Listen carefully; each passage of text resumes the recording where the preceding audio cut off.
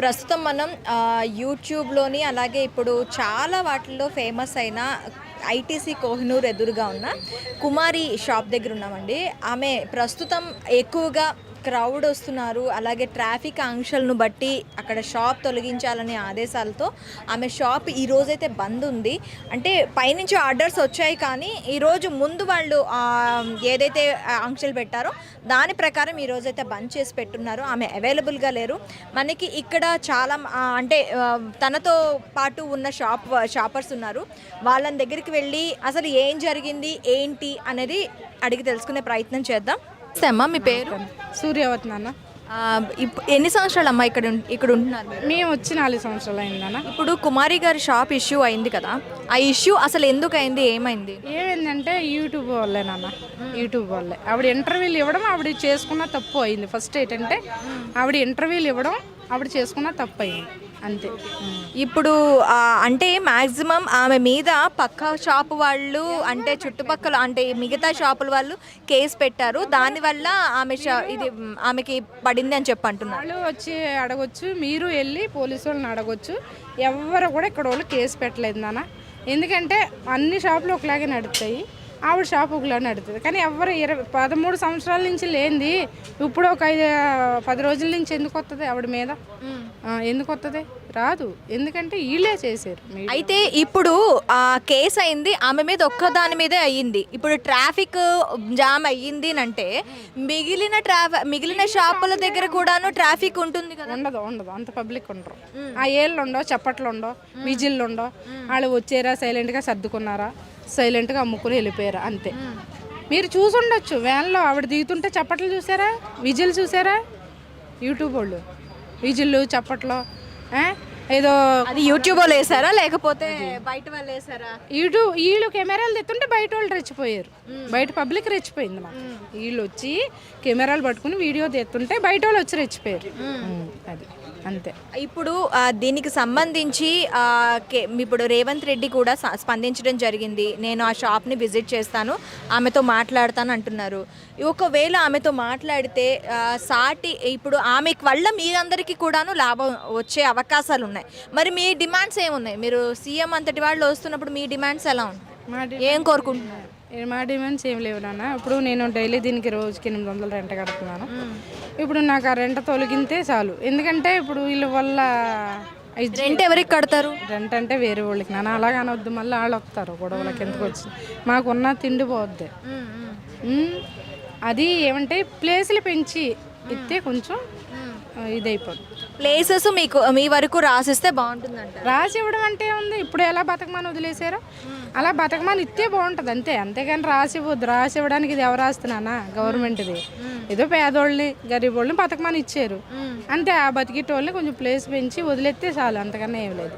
ఈ కెమెరాలో వచ్చిన తర్వాత గల్లీ ఇదయింది, కానీ 20 సంవత్సరాల నుంచి ఇదే దందా నడుస్తుంది. ఏ బ్యాడ్ న్యూస్ లేదు దీని మీద. అయితే ఇప్పుడు కుమారి గారు వంటలు చేసేవాళ్ళు కదా, ఏవి ఎక్కువగా ఆమె దగ్గర సేల్ అయ్యేవి? అన్నీ నాన్ వెజ్ అంతా బాగుంటుంది ఆవిడ దగ్గర. నాన్ వెజ్ బాగుంటుంది, వెజ్ బాగుంటుంది, అన్నీ బాగుంటాయి. అన్నీ బాగుంటాయి. కేసు పెట్టారు కదా, ఆమె ఏమంటున్నారు? ఏమో నాన్న, నా ఉపాధి మీ వల్లే పోయింది, నాది నాకు ఇవ్వాలంటుంది అంతే. ఇంకా ఆవిడేమనగలుగుతుంది? ఇంకంతే కదమ్మా. ఇప్పుడు మీడియా వాళ్ళ వల్ల ఆవిడ ఉపాధి పోయింది, ఆ మీడియా వాళ్ళే ఆవిడకి తెచ్చి ఇవ్వాలి అంతే. ఇప్పుడు షాప్ కట్టేసి ఎన్ని రోజులు అవుతుంది? ఒకరోజే, ఈరోజు నిన్న కూడా. అంటే పర్మిషన్ ఇచ్చేసాము. రేవంత్ రెడ్డి చెప్పడం ఏంటంటే తనకి యథావిధిగా తన షాప్ నడుపుకోవచ్చు. నేను అంటే ఒక 2-3 షాపులకి ఇబ్బంది ఉంటుంది నాన్న. ఆవిడ వస్తే మా షాప్కి ఇబ్బంది ఉంటుంది, ఈవిడికి ఇబ్బంది ఉంటుంది. ఇప్పుడు ఆవిడ రావాలా, ఆవిడ వస్తేనే మాకు అవుతుంది. వాటర్ బాటిల్ అని, కూల్ డ్రింక్స్ అని భోజనం చేసే వాళ్ళు తాగుతారు కదా, అవుతాయి.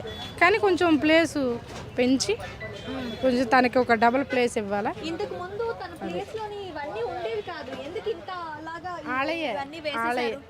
అంటే గవర్నమెంట్ వాళ్ళు వేస్తారమ్మా, వాళ్ళకి సంబంధించి ఏదో మేము బతకమని ఇచ్చాం, కొంచెం కొంచెం జాగాల్లో బతకండి అని ఇచ్చి వేస్తారు అంతే. దానివల్ల కూడా ఏమీ లేదు. దానివల్ల కూడా థ్యాంక్స్ అమ్మా, థ్యాంక్ యూ.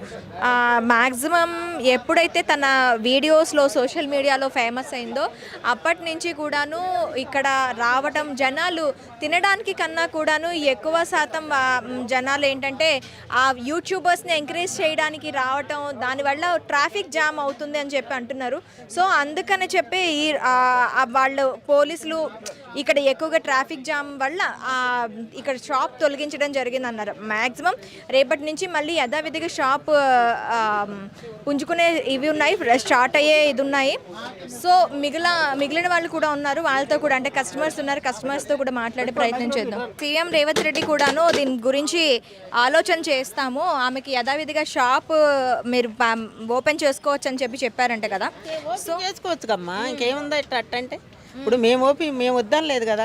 ఇప్పుడు తను కూడా ఒక శాశ్వత పరిష్కారం తనకి చూస్తాను అనే దిశగానే మాట్లాడారంట. మీ డిమాండ్స్ ఏంటి? ఒకవేళ రేవంత్ రెడ్డి కానీ తనకి ఒక అనుకూలంగా తనకి ఇది ఇస్తే మీరు చేసేదేంటి? మీరేం కోరుకుంటున్నారు రేవంత్ రెడ్డి? అందరికీ ఆయన చేస్తానంటే మంచి పని మేము వద్దానం కదా, మాకు కూడా దండం పెట్టుకుంటాం.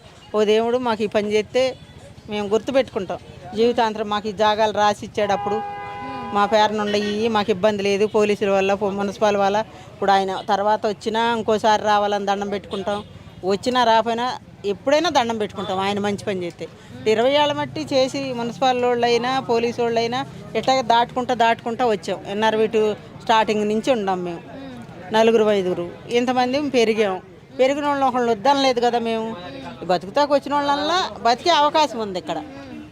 ఇప్పుడు ఎంప్లాయీస్ ఆఫీసులు ఉండయమ్మా, అందరూ వస్తున్నారు, బతికే అవకాశం ఉంది, బతుకుతున్నారు. ఆమె టేస్ట్ ఆమెది అమ్మ, వీళ్ళ టేస్ట్ వీళ్ళది. ఆమె కంటే ముందు నుంచి ఉండారు.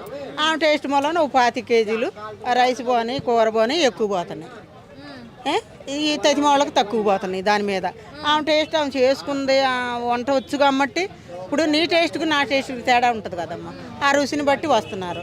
యూట్యూబ్లు అనవసరం అమ్మ, యూట్యూబ్లు ఇవన్నీ, ఈ ఫోన్లు ఇవన్నీ అనవసరం. మన పని మనం చేసుకుంటా పోతే ఎవరో యూట్యూబ్స్ వల్ల నలుగురికి తెలుస్తుంది, ఇంకా నలుగురు తెలిసి నలుగురు వస్తే వాళ్ళకి చేసే స్తోమత కూడా ఉండాలి. ఇంతమందికే చేస్తున్నారు కదా, దానివల్ల ట్రాఫిక్ జామ్ అయ్యి వచ్చే జనానికి పోలీసులకి ఇబ్బంది అయ్యి, బళ్ళకి కార్లకి పెద్ద వాళ్ళు వెళ్తుంటే వాళ్ళు కంప్లైంట్ ఇచ్చి మీరేం చేస్తున్నారు అని ఇదంతా ట్రాఫిక్ వల్లే కదా.